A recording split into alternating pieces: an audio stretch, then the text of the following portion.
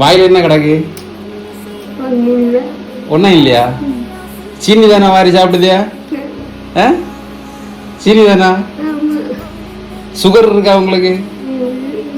Sugar இருக்குல்ல? சீனி சாப்பிடக்கூடாது தானா?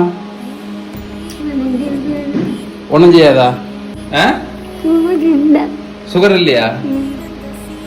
சரி சரி. யார் சொன்னா சுகர் இல்லைன்னு?